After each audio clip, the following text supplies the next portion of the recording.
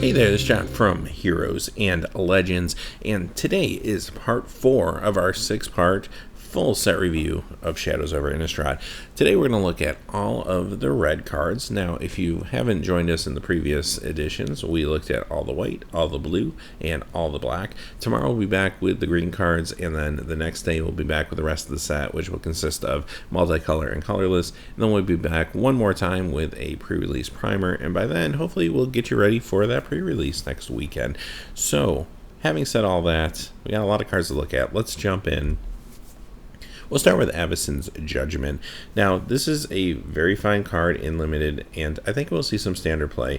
The reason is these 2 casting cost cards that do 2 damage and let you divide them can actually be quite versatile and quite powerful in a few different formats.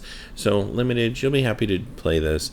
In Standard, yeah, it will see some standard play. As far as the madness cost goes, it's a nice little bonus on top. Quite honestly, I think most of the time you're just simply going to use this to do 2 damage and split it. It is a sorcery, which is a little less exciting maybe, but if you do cast it for the madness cost and you do have a discard outlet, it can be used on an opponent's turn, which is sort of nice too.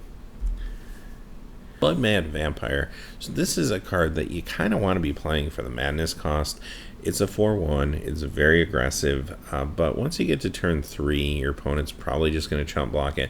Not that that's a horrible thing, but if you can get this down on turn 2 and it can start getting in there for damage and start growing, then that's actually quite decent. So let's talk about Limited first.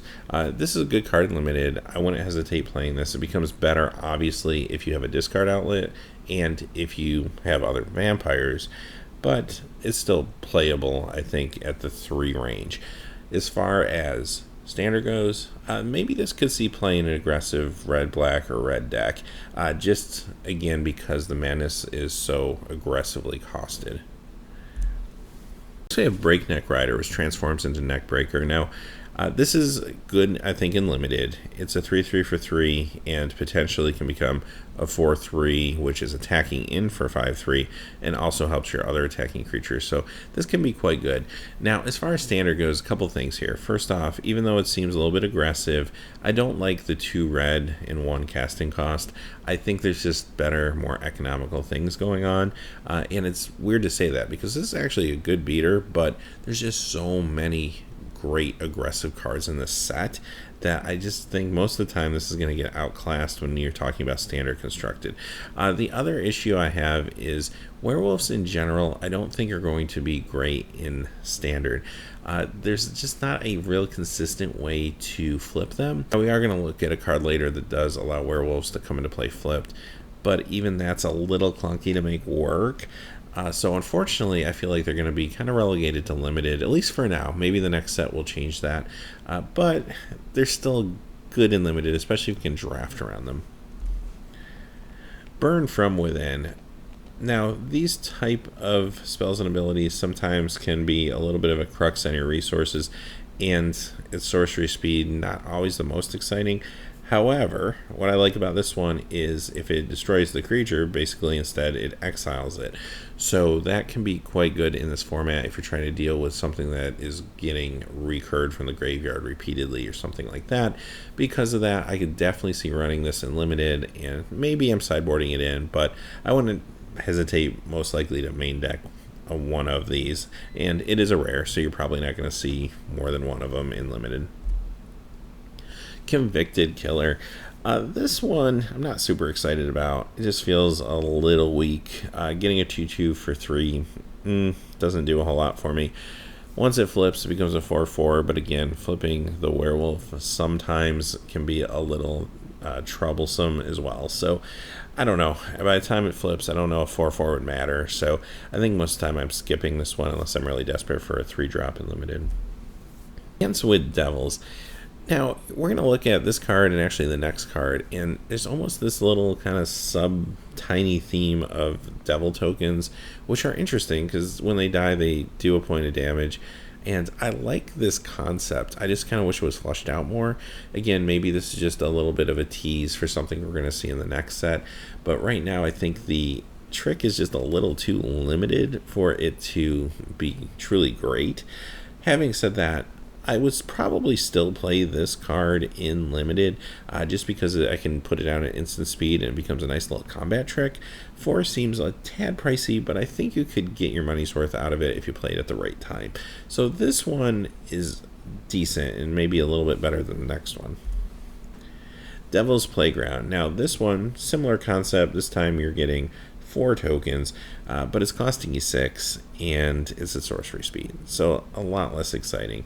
Even if this thing had madness and let me play it perhaps on my opponent's turn, I would be a tad more interested, but yeah, there's better things you could be doing for 6. Again, I hope they flush this out because I think this could be a cool sort of mechanic in the future. Dissension in the Ranks. This card's interesting. I looked at this and I was kind of like, well, I haven't really seen anything quite like this before. I mean, obviously it can get rid of 2 of your opponent's creatures for 5.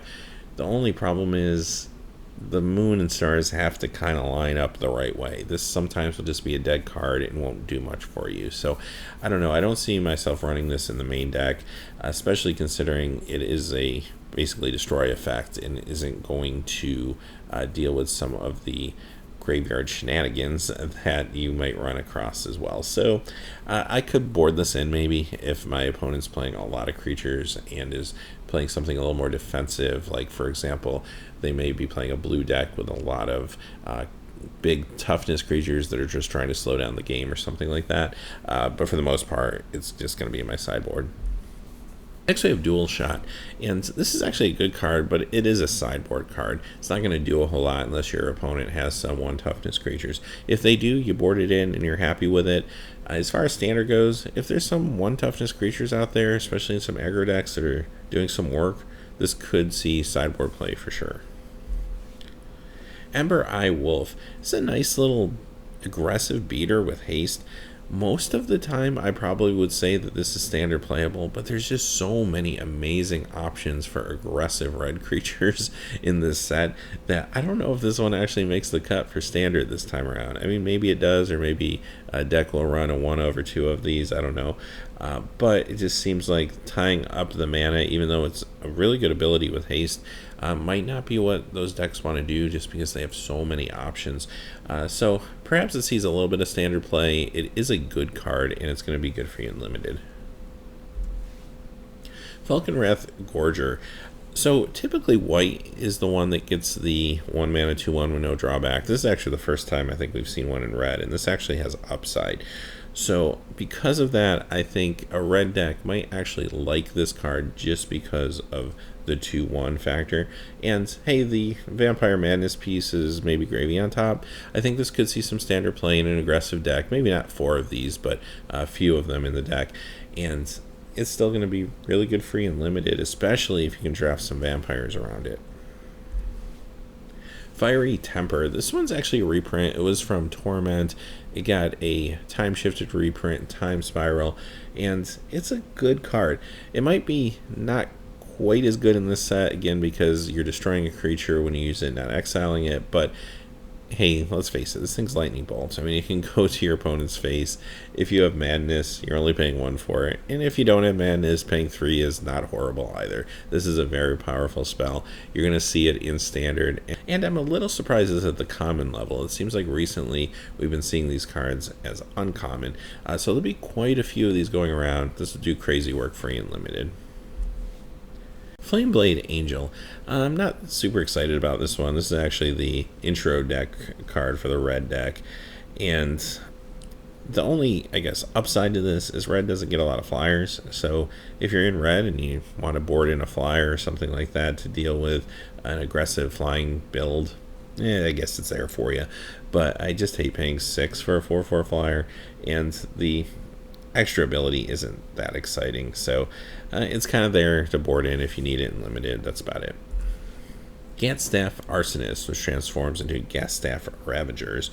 Again, another card that I'm not real excited about, and maybe it's just because there's just so many really good red cards that are so economically costed that these that are mediocre just kind of stand out a little more.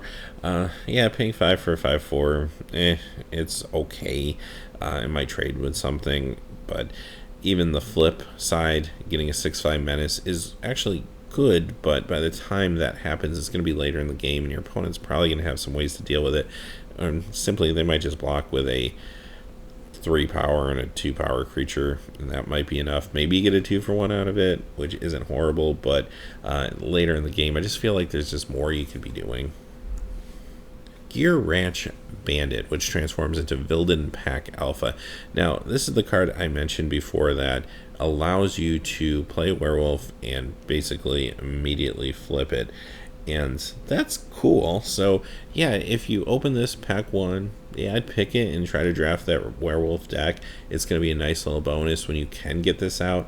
It's also a nice little beater. A 3/2 haste is actually very aggressive. So, I like it in limited.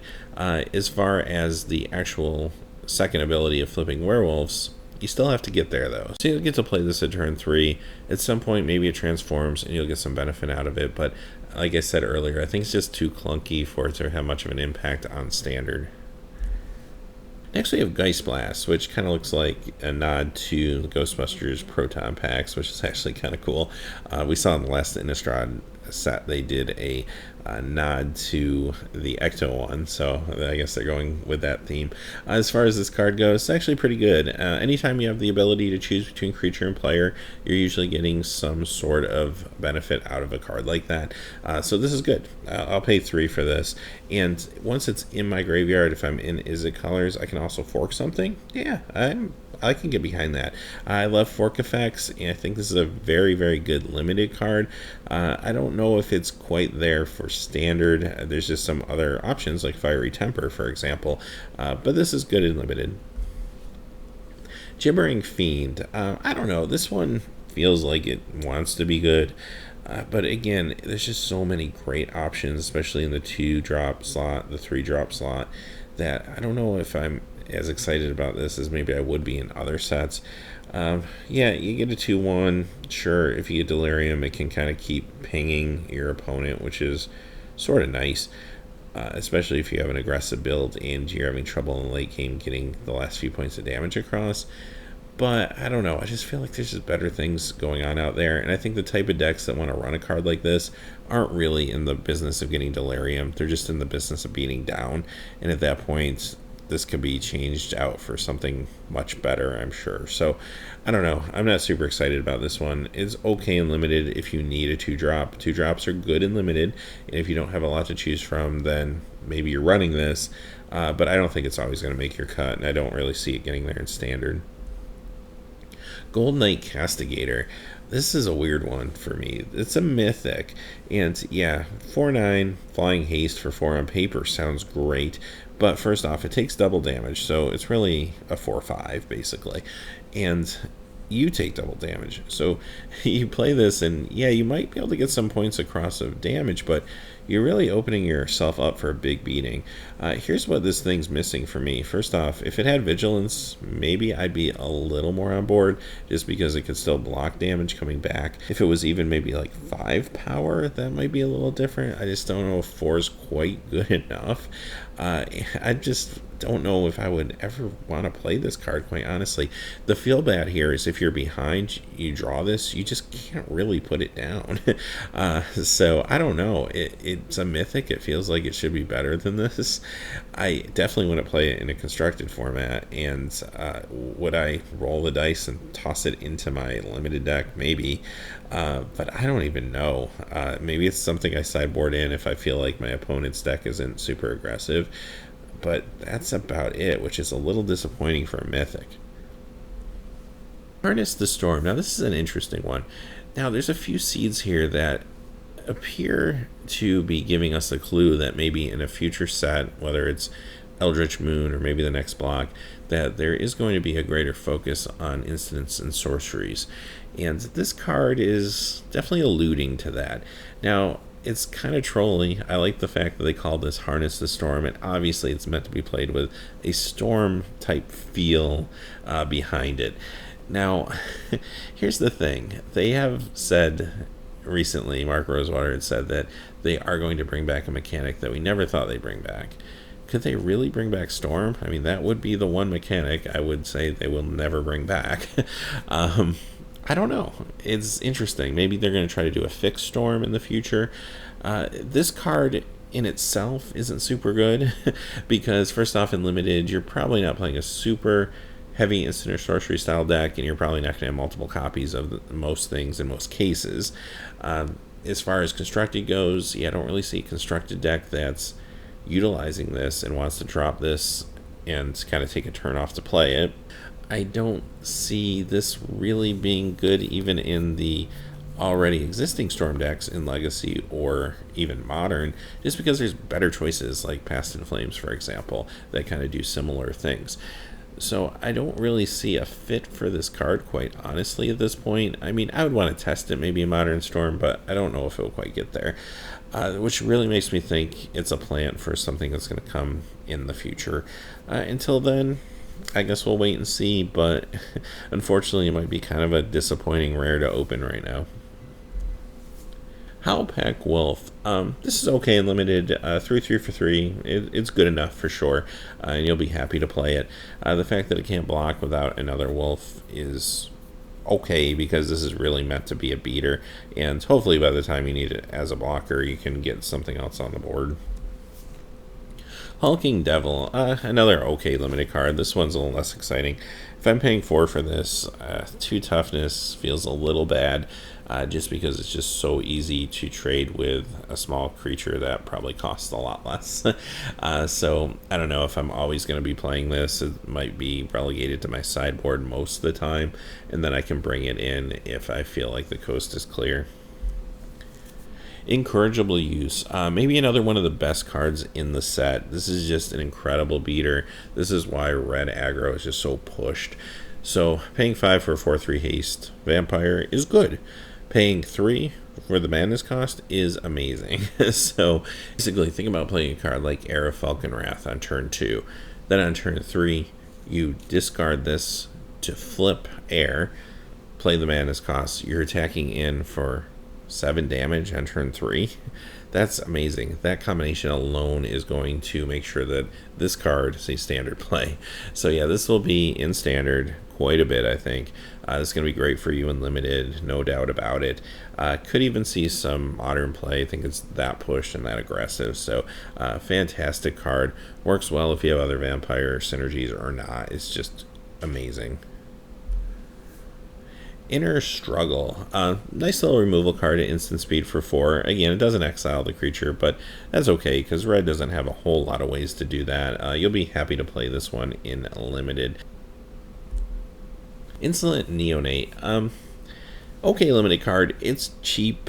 It might get a little damage in. Most importantly, though, it does allow you to have a sack outlet, and then it kind of replaces the card, which is kind of interesting. There's probably better sack outlets out there. We're going to see one in a few minutes, which is actually quite good. This is kind of a one-time deal. But if you have a lot of madness going on and you want to make sure you're going to be able to cast your cards for madness, this could be good for you in limited. Kessig Forgemaster, which transforms into Flameheart Werewolf. This is actually a nice little effect to play in limited. I've had a lot of success with these type of creatures before, and for 2, yeah, you can't really go wrong with this. I like this. I think this is a good card in limited. It matches up well against other small aggressive creatures. Even if you don't flip, the front side of this card is just fine. In standard, I could see this being a sideboard card to come in some mirror matchups of aggressive decks. Lightning Axe, originally printed back in Time Spiral. This is another one of those cards that is different in this set than it was in the set it was originally printed in. In the original Time Spiral printing, discarding a card was a pretty big drawback. This time around, it can be a benefit, which makes you look at this card a lot differently. Now, the drawbacks of this card are it can't go to a player's face, and it also doesn't have an exile effect attached to it, so it might not be able to deal with all the issues you run into in the world of Innistrad. But it's still a very good card because it's cheap, and it's a discard outlet, which is very important. I'm happy to play this one in limited. Maybe this could see a little bit of play in standard just because it's doing damage and allowing you to discard a card. That might be good enough for certain decks in standard. Bad Prophet. Okay, so Rummaging isn't quite as good as looting, but it's still really good. So as far as standard goes, we have a lot of looters right now in the format, so we probably don't need a card like this. But in limited, this is actually quite good for you. It seems a little pricey at 4, but it does have haste, so right away you can start getting some advantage off of this. And yeah, it just helps you cycle through your deck, get to the cards you need to get to when you need to get to them. It's very good. It seems a little understated when you just look at the card, but it actually can do a lot of work for you, so you'll be happy to include it. Magmatic Chasm, another reprint. This one was from Dragons of Tarkir. I've used this as a sideboard card against certain matchups in limited, and yeah, I think that's probably still its role. Malevolent Whispers. I love effects like this. I also like the art on this card. It's actually pretty awesome. So what I really enjoy about this one, first off, is it's 4 mana, and you're getting a nice little power bump when you steal the creature as well. That's pretty good. And the madness cost allows you to play this on your opponent's turn, so you basically can play it as an instant. That's pretty awesome because these effects become that much better when you can play them at instant speed. Now, having said that, I also love these effects when you can have a sacrifice outlet and you are able to get super value out of a card like this. So yeah, this is a great limited card and you'll be very happy to run this. Pyrehound. Here's another one of those cards that makes me feel like something's coming with instants and sorceries. Now, there's a fair amount of instants and sorceries available in Izzet. So if you're playing a limited deck and you have availability to a few of those cards, this could be good for you. Other than that, I don't know if it's going to see any play in like standard or anything at that casting cost. But again, this might be another one of those cards that is a clue to something to come. Ravenous Bloodseeker. Now this is a fantastic discard outlet. Only costs 2. It sits on the board. You can use this to discard a card every turn if you want to, or if you needed to, you could do it twice in one turn, but of course then it would die. This is awesome though. This will see play in standard because of the discard ability, and it can even get in there for a little bit of damage when the timing's right. Fantastic, and it will do crazy work for you in limited too. Reduce to Ashes. Now this feels a little pricey, costs 5, it's a sorcery, it's another card that can only damage creatures, but that exile effect might be worth it in some cases. So this might be in your sideboard to start out, and if you run into issues you can board it in, but don't underestimate the exile effect in this set. Rush of Adrenaline. Nice little combat trick. Don't mind running 1, maybe even 2 of these in the right deck in limited. Not too much more to say about it. Sanguinary Mage. I like prowess creatures that have high toughness as opposed to ones that have higher power. I just feel like you get a little more work out of them. Having said that, this is a good limited card if you have some non-creature spells to back it up. If you don't, a 1/3 for 2 isn't super exciting unless you need to slow down the game, but if you're in red, you're probably not trying to slow down the game. Scourge Wolf. Here's another just beater. I mean, this thing may be a little awkward because it costs 2 red. Maybe this is coming down on turn 3 and not turn 2, but it's still just very good. I mean, Delirium or not, 2/2 for a strike can be very strong and limited. So I'm happy to run this in limited, and I think it could see some standard play as well. Again, I don't think it's going to depend on the Delirium ability. I think a 2/2 for striker for 2 is just super aggressive. Senseless Rage. I'm not a big fan of auras. I don't like to get 2 for 1. The only benefit to this one is it has the madness ability, so you can use it as a combat trick. If you think that you have a fair amount of discard outlets in limited and you want to run this, then I think it's okay. But other than that, I'm probably going to skip it. Next is Sin Prodder, and this card is super pushed. I love this card. Okay, so first off, a 3/2 menace for 3 is actually very good to start things off. And now you get this kind of backwards Dark Confidant ability where on your upkeep you reveal a card and your opponent can either put it in the graveyard and take damage based on its converted mana cost or let you draw the extra card. Yeah, that's insane. So look at it this way. I realize there's going to be times where you'll get some bad draws where, for example, you reveal a land and your opponent's just going to put it in the graveyard, nothing happens. Sometimes you might reveal a card that would have done more damage to your opponent if you were able to draw it than them just taking the burn and putting it in your graveyard. But the thing is, as time goes on, this is just like the walls are closing in on your opponent, especially if you're playing an aggressive deck that has a lot of other ways to do damage. They're going to have to give you some of these cards, or basically lose the game by taking too much direct damage. So you're just getting insane value out of this card. And imagine this thing in multiples. Once you start playing a second one or a third one of these, what can really be done against it? It's just crazy. So yeah, this is going to definitely see standard play. It's going to be in those aggressive builds. This is going to see modern play. I think it's good enough to see legacy play, quite honestly. It might be a tad too slow for vintage, but I do think it could see some legacy play. Where this card is not as good is actually Commander, because you have higher life totals and you have more opponents to deal with. But it could be a fun card too, because the politicking can kind of come into play. But it's not a raw power card in Commander like it is in a one-on-one format. So this card's crazy. Get your foils of this one. It's going to be incredible. Next we have Skin Invasion. I don't know, I'm not super excited about this one. The only thing this has going for it is it's cheap, and it gives basically one of your creatures a drawback, and when or if it dies, which your opponent knows what will happen if it dies, it becomes a 3/4. Okay. I think by the time all that happens, a 3/4 isn't going to be super great on the battlefield for you. It's just making you do too much work. Like I said, it only costs 1, but I think most of the time I'm going to find something better for my limited build. Spiteful Motives. Costs 4, which feels a little pricey, but it does have flash, and it does stay in play as an enchantment after that point, so I do like that. I mean, I'm not a big fan of auras, but if I can flash it in and treat it as a combat trick, I'm going to be okay with it. Don't mind running one of these in limited. NCM Masquerade.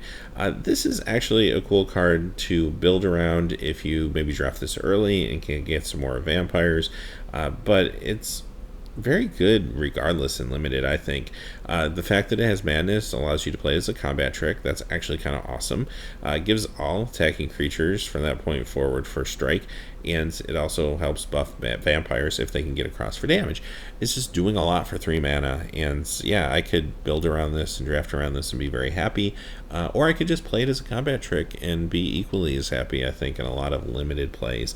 I don't really think it's going to get there in standard, just because we've seen so many great aggressive cards, and I think aggressive decks will be running some vampires, but they're also going to be running some other creature types, and I don't think they want to, quite honestly, bother with something like this. I think they can just be dropping more creatures at the 3 spot. Structural Distortion. Now, this is just one of those cards. We've seen this effect quite a bit in recent sets, and yeah, it's a sideboard card in limited. You board it in if you have a problematic artifact or land to deal with, and that's kind of that. Tormenting Voice, another reprint from Khans this time. This was from Khans of Tarkir and then Dragons of Tarkir, actually. So I played this actually quite a bit in limited and was happy with it.